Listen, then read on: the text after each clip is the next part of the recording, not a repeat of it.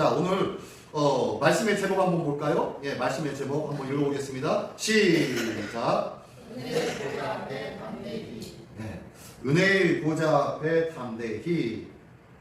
담대히. 예. 자, 은혜의 보좌 앞에 담대히 나가다라고 하는 것. 자, 기억하십시오. 은혜의 보좌는 누가 마련해 주신 보좌입니까? 하나님. 담대히는 누가 준비해야 할 마음입니까? 우리가. 그렇게 될 것 같죠? 자, 한번 보겠습니다.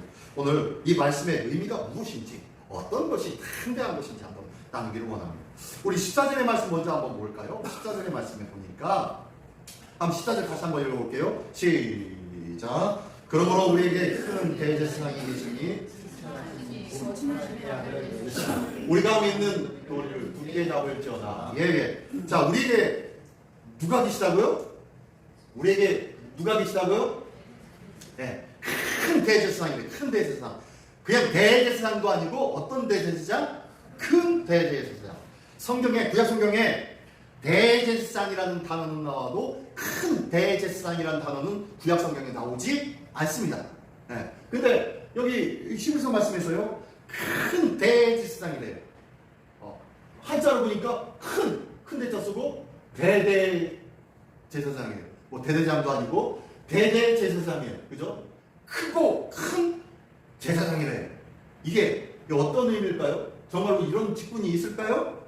네. 저런 직분이 중요한 것이 아니라 뭐예요? 네. 제사장의 직분을 강조한 거예요. 강조한 거. 내가 진실로 너에게 이르노니 라고 말씀할 때에 우리는 진실로라고 단어를 그렇게 쓰고 있지만 원어문에 보면 뭐로 나와요? 네. 아멘이요 아멘이신 하나님 이렇게 나와요. 아멘이요 아멘이신 하나님, 진실로 진실이신 하나님. 그래서 반복으로 나와요. 이 반복할 때 시작 성경에도 예수님의 말씀 속에 내가 진실로 너에게 이르노니 라고 쓸 때가 있고요. 때로는 내가 진실로 너에게 이르노니 라고 진실로를 두 번 반복할 때가 있어요. 왜 그럴까요? 강조하기 위해서. 아주 중요하다는 것을 강조하기 위해서 진실로라고 합니다. 그래서요, 뭐 히브리어, 헬라어, 그쪽 문화권의 언어들에는요, 크게 강조할 때, 최상급으로 강조하거나 뭐 이럴 때는요, 반복하는 것을 많이 씁니다. 빠르네? 되게 빠르네? 라고 할 때는 빠르고 빠르네? 라고 하는 거예요. 빠르네? 할 때는 그냥 빠른 거고요. 진짜 빠르네? 할 때는 빠르고 빠르네? 라고 얘기합니다. 이렇게 두 번씩 반복해요. 이렇게 반복하면서 강조하기 위해서 씁니다. 그래서 큰 대제사장이라는 말은요, 누구를 강조하기 위해서? 예수님의 제사장 되심을 강조하기 위해서. 제사장이신데 보통 제사장이 아니라 어떤 제사장이다? 대제사장이시고 이 대제사장 중에서도 또 큰 대제사장이다 라고 말씀합니다. 제사장과 대제사장은 다릅니다. 제사장은요, 일반적인 성전을 섬기고 성전 안에서 봉사하는 자들이 제사장들이에요. 흰 옷을 입고. 근데 대제사장은 다릅니다.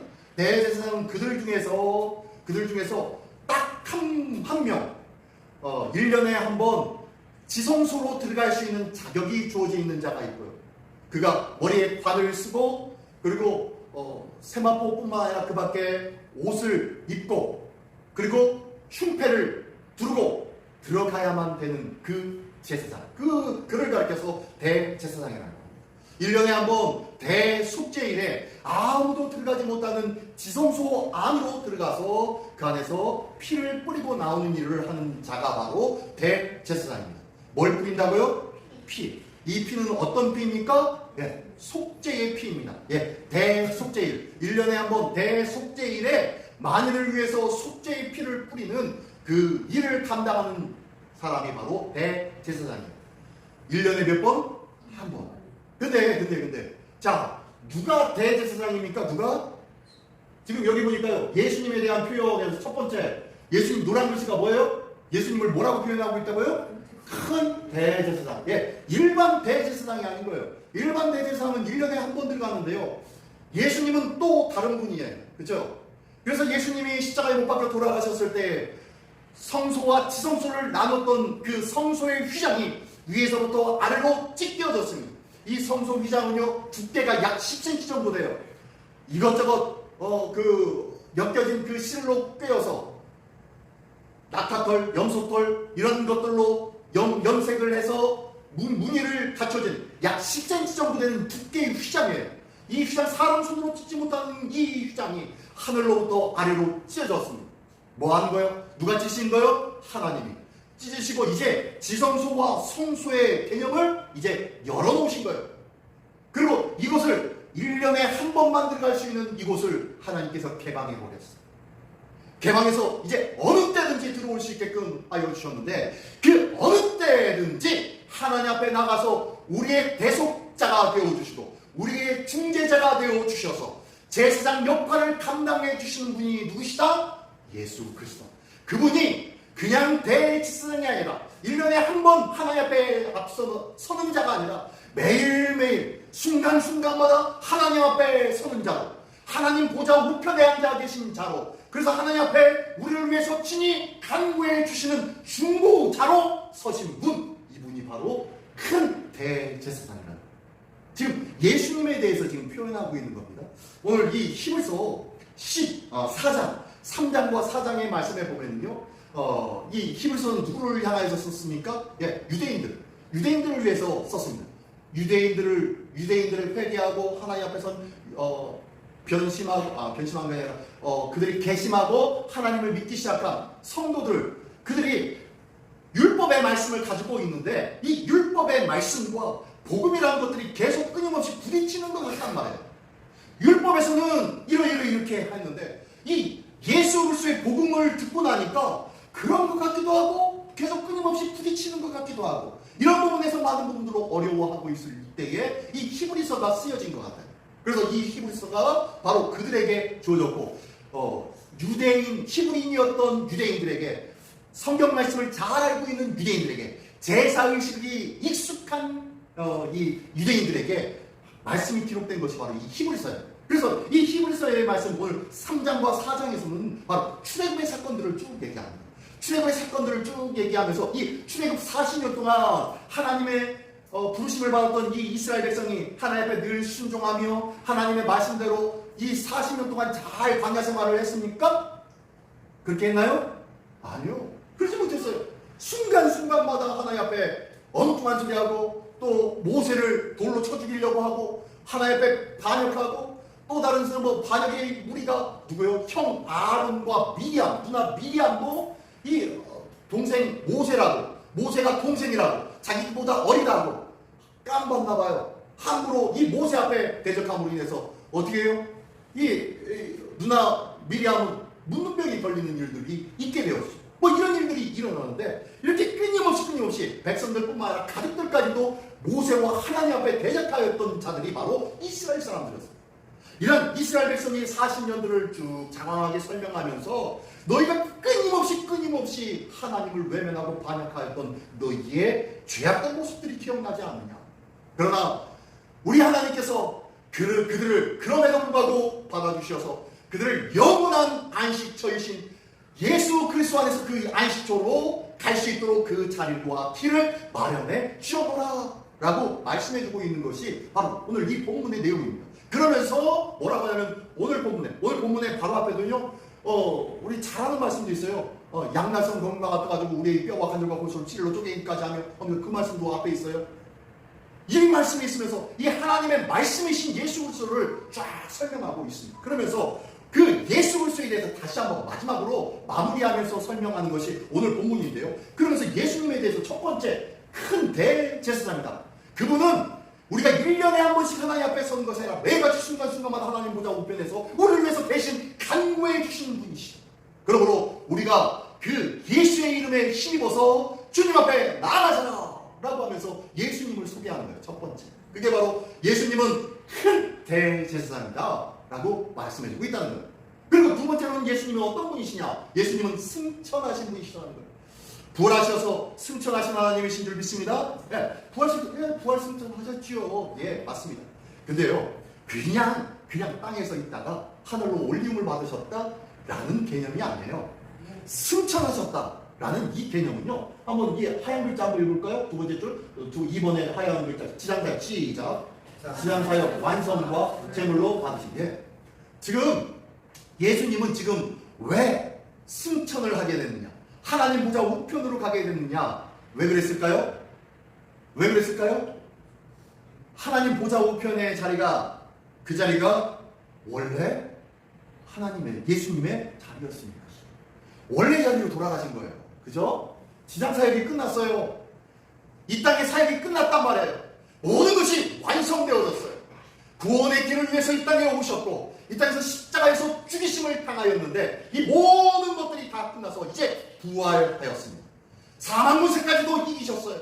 그리고 난 다음에 모든 것이 끝났기에 이제 원래의 자리로 돌아가시는 것이 바로 이게 지상사역의 완료 승천이에요. 승천. 원래의 자리로 돌아가셨다. 두 번째는 뭐예요?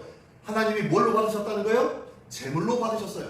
오늘 우리가 하나님 앞에 예배드림이 우리 삶 속에 내가 바로 산 제물이 되어 우리의 삶을 드리는 귀한 제사이며 제물이 되는 줄 믿습니다. 아멘. 네. 이것처럼요. 하나님께서 예수 그리스도를 제물로 향기로운 제물로 받으시는 거예요. 우리가 주님 앞에 헌물도 드렸어요. 헌금도 드렸어요. 높이 들고 제가 또 기도했어요. 기도하면서 하나님 이 예물을 받아주십시오. 받아주십시오. 라고 기도했습니다. 하나님이 받아주시지 아니하시면 이 예물 아무것도 아니라는 거예요. 10,000,000 명이 들었어도 아무것도 아니라는 거예요. 하나님이 받아주실 때에 과거의 두렛돈이 가장 큰 하나님 앞에 보화와 같은 예물이 될 줄 믿습니다. 하나님이 받아주셔야만 되는 거예요. 그래서 하나님 예수님께서 승천하셨다는 것은요. 지상사역이 완료가 되었고 그리고 누가 받아주셨다? 하나님께서 받아주셨다. 하나님이 인정해 주시고 하나님께서 이것을 뭐 하시는 거예요? 붙잡아 사용하신다는 거예요. 예수님께서 이 땅에서 십자가에서 못 박혀 돌아가셨고 3일 만에 부활하셨습니다.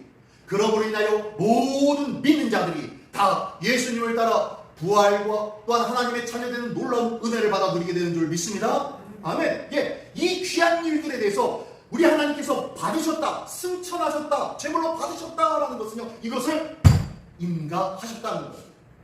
이것을 인정하셨다는 거예요.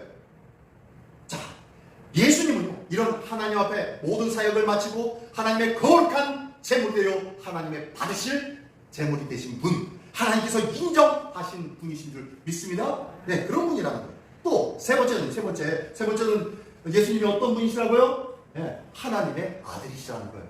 이 하나님의 아들이다. 오늘 이 본문의 14절의 말씀을 보니까요. 그러므로 우리가 큰 대제사장이 계시니 승천하신 이 곧 하나님의 아들 예수시라 하면서 예수님을 소개하는데 세 가지로 이렇게 큰 대제사장, 승천하시니 하나님의 아들.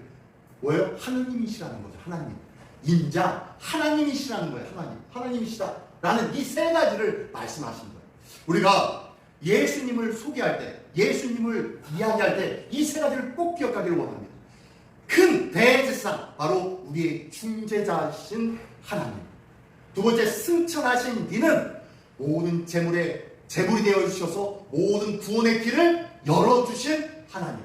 그리고 이 땅과 온 만물을 창조하신 창조주 하나님. 이 세 가지의 하나님의 특성을 우리가 이야기해야 된다는 거예요. 꼭 기억하시죠. 이 세 가지. 그러면서요, 이 세 가지를 얘기하면서 이 14절은 뭐라고 하냐면 곧 하나님의 아들 예수시라 라고 하면서 우리가 믿는 도리를 굳게 잡을지어다 라고 합니다. 뭘 굳게 잡으라고요? 믿는 도리. 자, 믿는 도리를 잡으래요. 믿는 도리를 잡으라 라는 말이 뭘까요? 믿는 도리가 뭡니까? 믿는 도리. 무슨 교리나 복음의 진수, 뭐 특별한 하나님의 말씀, 계명, 뭐 이런 걸 말하나요? 믿는 도리란 뭘까요? 자, 한번 볼게요. 자, 믿는 도리란 뭘까요? 예수님의 제자 베드로가 물 위를 걸은 적이 있습니다. 그죠? 물 위를 걸어놨습니다. 어떻게? 풍랑이는 그때 제자들만 배를 타고 있었는데 그 풍랑에서 어쩔 줄 몰라 하고 있을 그때에 이제 죽었다 하고 있었을 그때에 저 풍랑 위를 걸어오고 계신 분이 있었습니다. 흰 옷을 입고 계셨는지 어쩌는지 모르겠는데 우리는 그림이나 뭐 사파를 보면 예수님 흰 옷을 입고 바다 위를 걸어오시는 모습을 보이죠. 근데 어쨌든 흰 옷을 입었는지 뭔 옷을 입었는지 어떻게 알아요? 그건 몰라요. 어쨌든 예수님이 그 바다 위를 걸어오시네요. 그것을 보고서 예수님의 제자들이 깜짝 놀라면서 귀신인 줄 알아요. 귀신인 줄. 근데 누군가 그러면 귀신이 아니라 예수님 아니야, 우리 주님 아니야, 우리 선생님 아니야? 라고 합니다. 그랬더니 그것을 보고서 큰 소리를 칩니다. 누가요? 베드로가. 만약 당신이 주시어거든 나를 명하여 이 물 위를 나도 걷게 해주십시오 라고 하는 거예요. 그랬더니 와라. 이 말에 이 베드로가 한 발자국 걸어가다가 그만 물에 빠지죠. 왜 빠집니까? 예수님을 보고 걸어갔던 처음에 내디뎠던 그 발걸음이 이제 큰 바람과 풍랑을 보고 두려운 거예요. 저 풍랑이 나를 덮칠 것 같아요. 예전에 저희가 여기 저기 강원도 강릉에 한 번 간 적이 있어요. 그래서 그 앞에 이제 보트를 이렇게 탔는데요. 보트 잠깐 탔는데 뭐 얼마나 가지고 잠깐 탔어요. 탔는데 갑자기 파도가 일더니 파도가 그냥 덮쳐가지고 그냥 저희 그 탔던 배가 그냥 엎어져가지고 침몰했어요. 얼마나 깜짝 놀랐는지 몰라요. 저희 아들, 큰 아들, 작은 아들이 저보다 키가 큰데요. 깜짝 놀라가지고 어쩔 줄 몰라합니다. 수영을 못하니까 해본 적이 없으니까 어쩔 줄 몰라. 근데 딱 물속에 들어가 보니까 한 요만큼 되더라고요. 요만큼. 코하고 입에서 까딱까딱 하는 그 정도예요. 그럼 까치발리면은 괜찮거든요.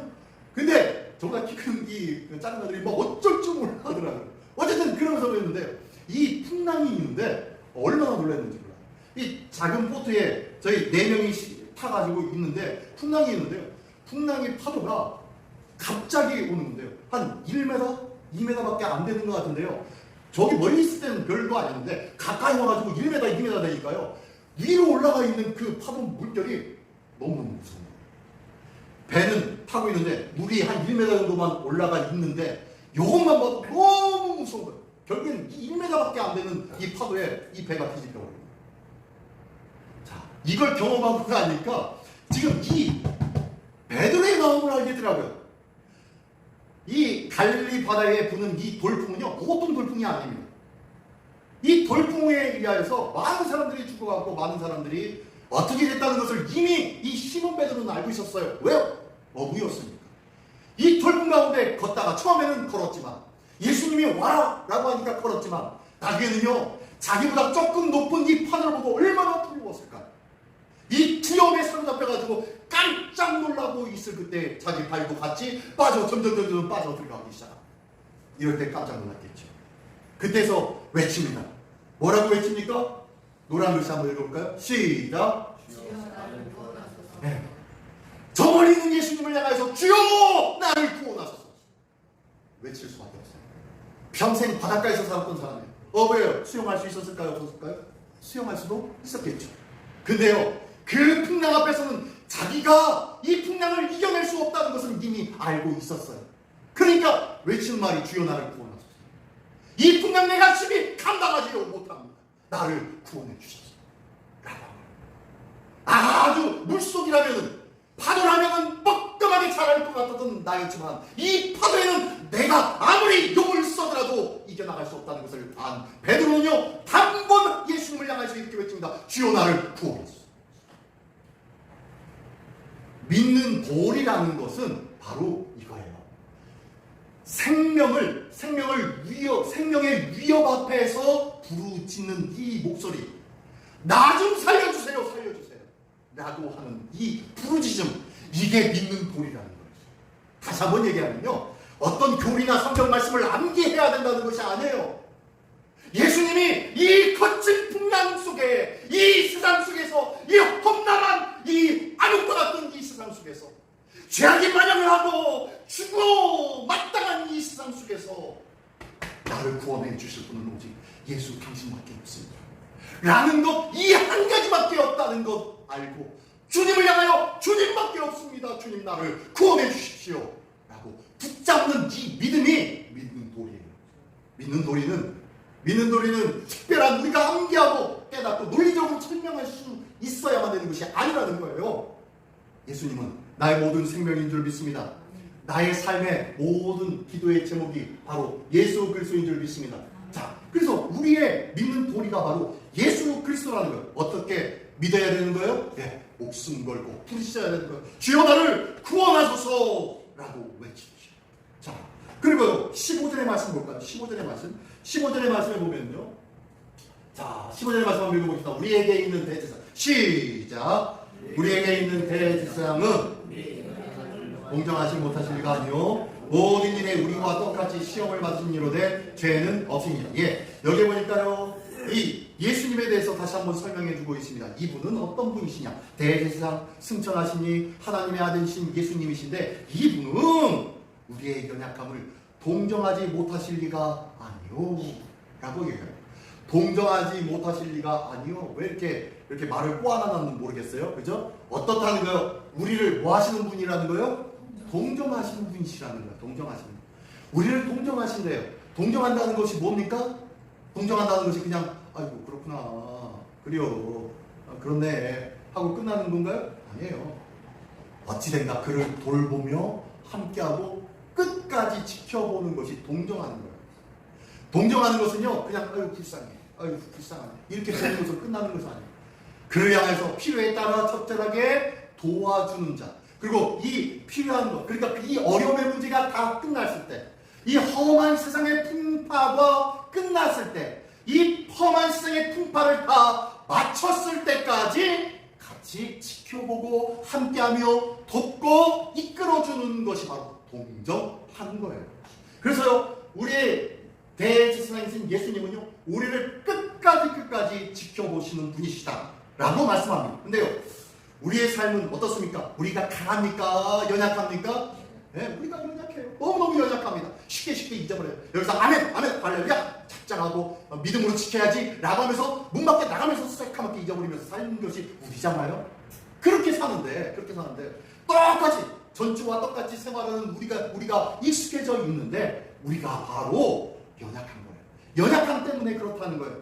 그래서 시험도 당하고 고난도 겪을 수밖에 없는 우리의 모습입니다. 근데 예수님도 똑같이 가지고 계셨다는 거예요. 보니까요, 동정하지 못하실 리가 아니요 모든 일에 우리와 똑같이 시험을 받으신 이유되 죄는 없으시오. 예, 우리와 똑같이 고난을 받으시고 우리와 똑같이 시험도 당하셨고 우리의 연약함처럼 똑같이 연약하셔서 슬퍼하시며 울며 웃고 피곤해서 주무실 수밖에 없는 연약한 육신을 가졌고 그리고 예루살렘을 향하여 꺽꺽 어깨를 들썩거리면서 우시기까지 하셨던 예수님, 우리와 똑같으신 분이셨다는 것을 말씀해 주는 것이 바로 이 15절의 말씀이에요. 근데 마지막에 뭐라고 하고 있냐면 마지막에 그분은 어떤 분이시다? 죄는 없대요. 예. 근데 죄는 없대요. 죄는 없이 우리와 똑같은 시험을 받지만 그분은 무죄하신 분이라는 거예요. 모든 환난을 이기신 분이시라는 거예요. 환난에서 머물러 있다면은, 환난 가운데 머물러 있다면은요, 죄의 유혹 앞에 끊임없이 있는 자예요. 죄를 이기지 못한 자란 말이에요. 근데 이 모든 환난을 이기신 분이시기에 사망 권세를 이기신 하나님이신 줄 믿으시기 바랍니다. 네, 예수님은 그러신 분이래요. 네, 연약함을 동정하신 분이시고 그래서 우리와 똑같은 사람이지만 죄가 없으시고 모든 문제를 해결하신 분이시다. 이 땅에 우리가 당한 이 연약함의 이 문제를 해결하신 분이시다 라고 다시 한번 설명해 주는 것이 이 14절과 15절의 말씀입니다. 그러면서요 16절의 말씀에는요, 예, 한번 읽어보겠습니다. 시작. 그러므로 우리는 긍휼하심을 때를 따라 돕는 은혜를 얻기 위해 은혜의 보좌 앞에 담대히 나아갈 것이다. 예, 그러므로 우리가 뭘 받는다고요? 긍휼하심을 받고, 예, 앞에서 대제사장은 우리에게 있는 대제사장은 어떤 분이시라고 했죠? 자, 우리에게 있는 대제사장은 우리의 연약함을 어떠하신 분? 동정하시는 분이라고 했죠. 우리의 연약함을 안타까워하며 처음부터 끝까지 지켜보시는 분이시라고 했어요. 이 분이 어떻게 하는 거예요? 우리를 뭐 하신다는 거예요? 긍휼히 여기시는 거예요. 하나님의 긍휼이 없다면요, 우리는 구원받지 못합니다. 하나님의 긍휼하심이 있기에 우리는 구원을 받게 된 줄 믿습니다. 네, 이 하나님의 긍휼을 받는 자인데, 자, 그뿐만 아니에요. 하나님의 긍휼을 받고 때를 따라 돕는 은혜를 얻기 위하여 은혜의 보좌 앞에 담대히 나갈 것이다. 자, 긍휼하심을 받고 그 다음에 때를 따라 돕는 뭘 얻기 위해서? 은혜를 얻기 위해서. 그냥 은혜가 아니라 어떤 은혜요? 때를 따라 돕는 은혜. 자, 왜 이 말씀이 여기 있냐면요, 앞에 지금 히브리서 3장, 4장은 어디에 있는 히브리인들의, 유대인들의 나약함과 연약함을 말씀해 주면서 위로해 주었다고요? 출애굽하였던 광야 생활 40년 하고 있었던 유대인들에게 말씀하고 있는 거예요. 그들의 부족함과 연약함을 있었음을 이야기하면서 그들의 마음들을 위로해 주고 있는 거예요. 그래서 출애굽한 이스라엘 백성은 그들의 꿈과 희망이 무엇일까요? 출애굽한 이스라엘 백성이 가지고 있는 꿈과 희망, 그들이 가지고 있는 꿈과 희망은 무엇입니까? 가나안 땅에 들어가는 것이죠. 젖과 꿀이 흐르는 가나안 땅, 그 약속의 땅으로 들어가는 것이 바로 그들의 꿈이었습니다. 근데 그들의 꿈이 그러했는데 그들에게는요, 이 젖과 꿀이 흐르는 가나안 땅, 그 땅은 어떤 땅이라고 지난번에도 얘기했죠? 그 땅은 어떻게 해요? 비가 내리면은 그 땅이 우리나라처럼 비가 내리면 물이 줄줄 흘러가지고 홍수가 날 수 있는 땅이냐? 그런 땅이 아니라고 했죠. 비가 내리면 그 빗물을 어떻게 하는 땅? 흡수하는 땅이라고 했잖아요. 네. 흡수해버리는 땅이라고 했잖아요. 쫙쫙 흡수해버립니다. 그리고 비 그치고 나면 잠깐 포송포송한 땅이 되었다가 나중에는 바짝 다음날에는 말라버립니다. 그런 땅이었어요. 그러다 보니까 비가 늦은 비와 이른 비, 씨를 뿌릴 때와 거두기 직전에 비 오는 것이 중요하다, 중요하지 않다? 중요한 거예요. 그래서 때를 따라 내리는 비가 가장 중요했어요. 가나안 땅에서는. 그래서 지금 이 말씀을 하고 있는 거예요. 이 말씀을. 그래서 긍휼하심을 받고 때를 따라 돕는 은혜, 바로 늦은 비와 이른 비를 받음으로 인하여서 우리 삶이 풍성하게 되어지는데, 이 은혜를 얻기 위해서라는 얘기를 하는 거예요. 다시 한번 얘기하면요, 가나안을 향하여서 가는 그들에게는요, 이 가나안 땅에서 풍성한 삶을 꿈꾸면서 가고 있었습니다. 하나님께서 허락하신 이 젖과 꿀이 흐르는 땅, 그 땅에서 풍성함을 누리며 하나님께서 기쁨과 감사와 찬양이 넘치는 그들의 기쁨의 삶을 꿈꾸며 40년의 광야 생활을 지키고 있었다는 거예요. 근데요, 이 가나안 땅에 들어가서 때를 따라 내리는 늦은 비와 이른 비가 내리지 않으면 말짱할 것이죠. 그래서 지금 말씀하고 있는 거예요. 때를 따라 돕는 은혜가 굉장히 중요해요. 때를 따라 돕는 은혜가 없다면 아무것도 아니라는 거예요. 근데 우리는 이 때를 따라 돕는 하나님의 은혜를 늘 받아 누리고 있는 줄 믿습니다. 네, 받아 누리고 있는데도 불구하고 우리는 끊임없이 하나님 앞에 땡깡 부릴 때가 많죠. 하나님, 빨리 주십시오. 빨리 한숨이라도 빨리 주십시오. 그래야 내가 하나님의 은혜를 받아 누리지 않겠습니까? 라면서 구하고 또 구하는 것이 우리의 모습 아닙니까?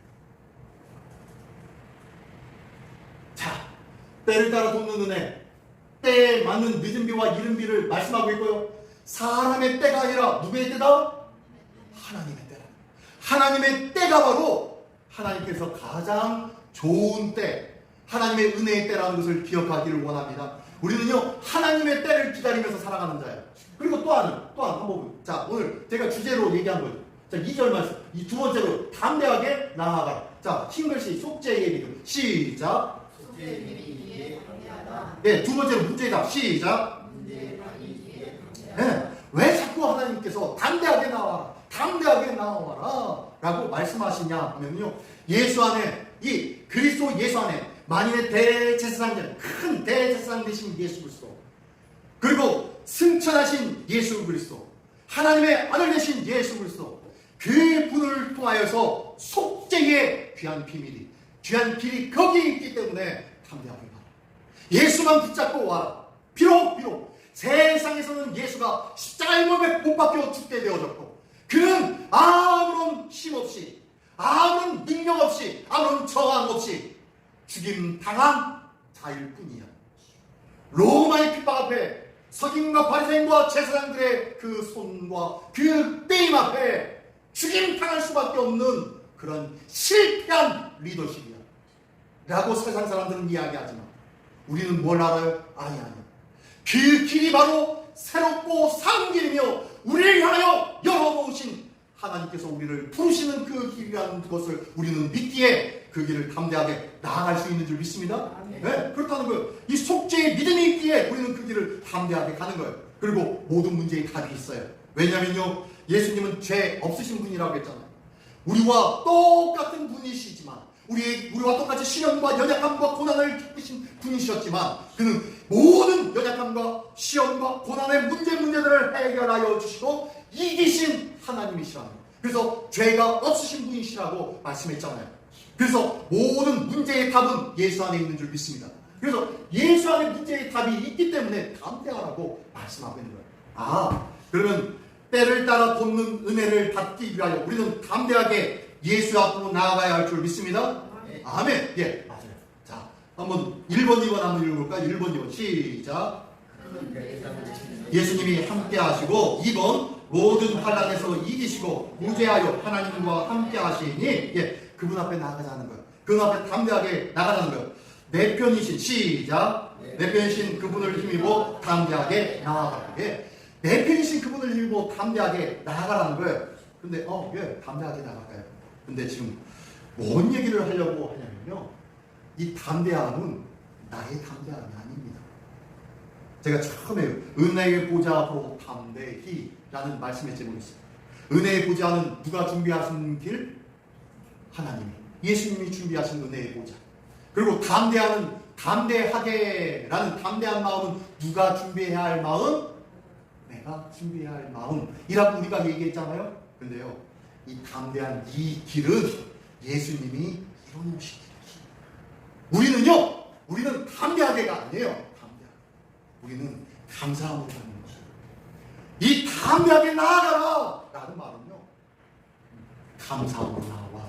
두 번째로는요, 나는 할 수 없습니다 라는 마음으로 나와. 왜? 내가 이긴 길이잖아. 내가 이뤄놓은 길이잖아. 그러므로 너희는 뭐 하라고요? 예, 나오기만 해. 그리고 너희는 이제는 너희 힘을 들이려고 하지 마. 왜 자꾸 힘을 들이려고 하니? 힘들지 마. 제가 운동을 좋아했었습니다. 요즘은 제가 운동을 못하고 있는데, 운동 좋아하면요, 운동을 하면은 꼭, 운동은 뭐다? 운동은 첫 번째가 폼이고요, 두 번째가 폼이고, 세 번째가 폼입니다. 폼이에요, 폼. 폼이 중요해요, 폼이. 아주 막 테니스도 그렇고요, 골프도 그렇고요, 탁구도 그렇고요. 폼이 가장 중요합니다. 그래서 계속 그 처음에 연습하는 사람은요, 그 폼부터 만들려고 합니다.